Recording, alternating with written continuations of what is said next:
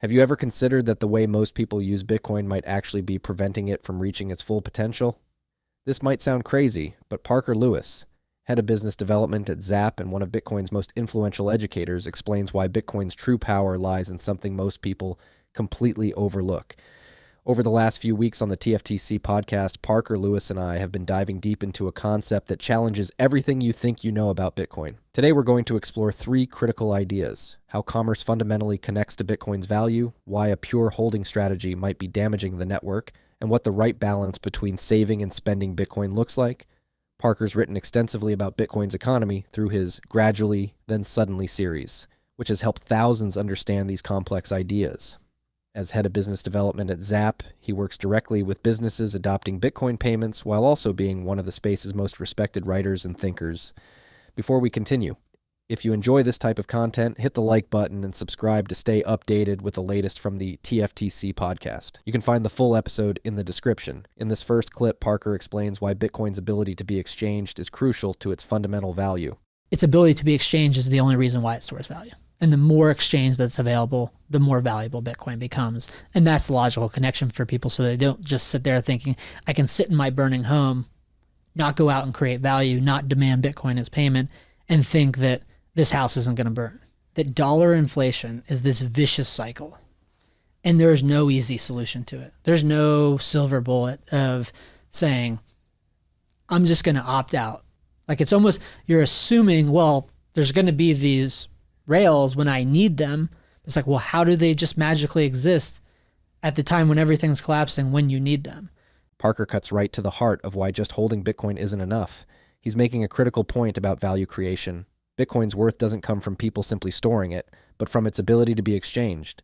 Think of any successful currency in history. Its value came from people being able to use it. His burning house analogy perfectly captures our current situation with the traditional financial system. We can't just wait for everything to collapse before building Bitcoin's infrastructure. The rails he mentions are the payment systems and merchant networks that make Bitcoin useful in everyday life. Just like we had to build email servers before email became useful, we need to build Bitcoin's commerce infrastructure now, not when we desperately need it. This points to a larger truth about monetary networks. They require both savers and spenders to function properly. The current financial system is failing precisely because it artificially separates these functions, encouraging reckless spending while making saving nearly impossible.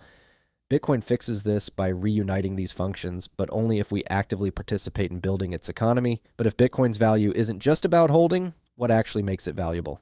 In this next clip, Parker breaks down the relationship between Bitcoin's fixed supply and its ability to be exchanged. Yeah, I mean, I think so, but not because that's a problem in itself, but just like helping people understand. And Roy from Breeze wrote a great article yesterday, kind of taking a different approach to explaining a similar concept, but recognizing that Bitcoin's only able to store value because it's easily exchangeable.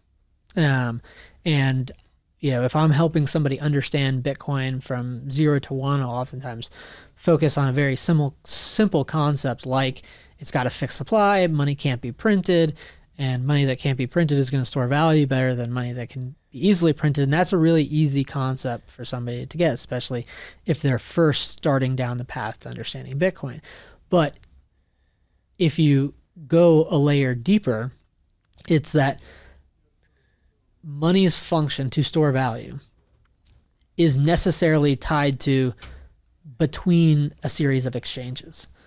It actually doesn't have a purpose if there's not an exchange on the front end where you begin to store value and then an exchange on the back end where you realize that value. It's really important that whatever you're storing your value in maintains its purchasing power between those series of exchanges. But if it weren't exchangeable on the other side, then it will not store value. Building on his first point, Parker explains why Bitcoin's fixed supply alone isn't what makes it valuable.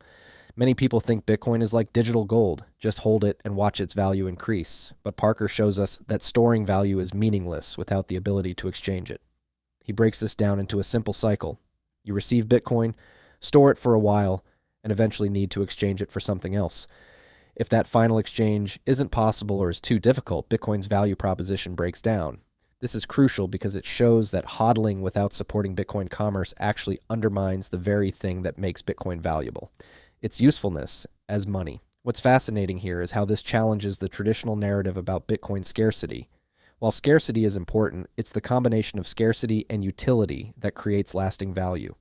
This is a fundamental economic principle that many Bitcoin holders overlook in their focus on price appreciation. By understanding this relationship between scarcity and utility, we can better appreciate why supporting Bitcoin commerce is so crucial for long-term value preservation. Now let's hear Parker explain exactly how this process of value creation works through exchange and why it matters for Bitcoin's future.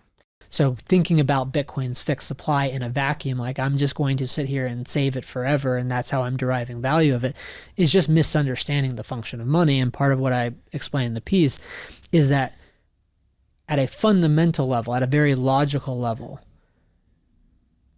Bitcoin does not increase in value merely by you being willing to buy and save it, because every time you buy, someone is exchanging value to you. You're transferring some value, even if it's dollars as an indirect intermediary. And that the consequence of that is that anybody using Bitcoin, they're ascribing value to it for what they're able to exchange in the future, even if they're not intending to do it for the future. Here, Parker reveals how Bitcoin actually gains value. Through networks of exchange and real-world use, each transaction, whether buying or selling, contributes to Bitcoin's overall value by demonstrating its usefulness as money. He's showing us that even if you're planning to hold Bitcoin long-term, its value comes from people believing they can exchange it when needed. This creates a powerful network effect. The more places that accept Bitcoin, the more valuable it becomes for everyone.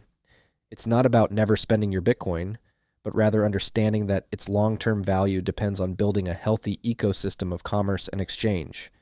This is why supporting Bitcoin accepting businesses isn't just good for adoption, it's essential for preserving Bitcoin's value as a store of wealth. What's particularly insightful about Parker's analysis is how it connects individual actions to network-wide effects. Every time someone chooses to transact in Bitcoin, they're not just making a purchase, they're strengthening the entire network's value proposition. This creates a virtuous cycle where increased commerce leads to increased value, which in turn encourages more commerce. Understanding this dynamic is crucial for anyone serious about Bitcoin's long-term success. Can monetary systems function without the ability to manipulate markets? Or are we destined to repeat these cycles of intervention and crisis? Let me know what you think in the comments below. I read every single one. And if you found today's exploration of Bitcoin's exchange value fascinating, you'll want to check out our last video about the Bank of Japan's recent market turmoil. We broke down how central bank coordination is breaking down globally and why this makes Bitcoin's fixed monetary policy more important than ever. Click the video on your screen now to understand why traditional finances problems are becoming Bitcoin's opportunity. Don't forget to hit subscribe to stay ahead of these crucial developments in the future of money, where we break down these important stories every week.